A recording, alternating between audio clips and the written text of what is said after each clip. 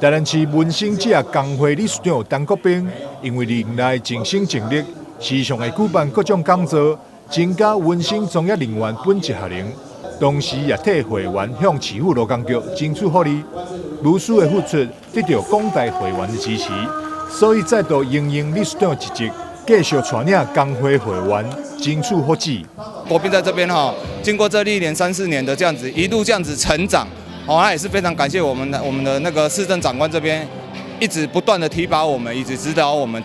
这样子。那也是希望说在这后续的未来这几年当中，也能够说持续的为我们台湾国内的这个文生从业人员这方面、基层劳工方面，能够有更好的发展性，以及能够替他们去争取历年来从来没有的福祉。陈国斌因为成立会个性，时常会带领会员协助各种公益活动，所有真侪友会以及社会献达拢前来观礼。永康青商会特别颁奖任重道远匾仔，台南市家长联合会理事长李梦晴也特别送上龙如意，祝福事事拢如意。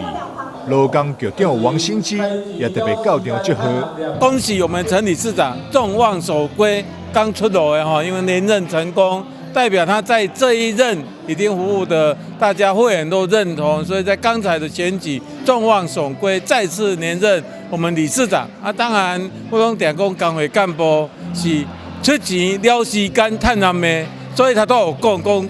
先生就代表讲，有那有热心去做，但是感觉讲我付出这多，有时候因为服务的事情没有办法实浅实美。当然，而且我祝福伊众望所归，鼓励伊会当像我头拄仔讲的，做到实浅实美，特别太难美，大家互相加油。会务会当顺利推动，除了有理事长的带领以外，理干事的协助也是非常的重要。这次干部名单分别是副理事长黄鸿生、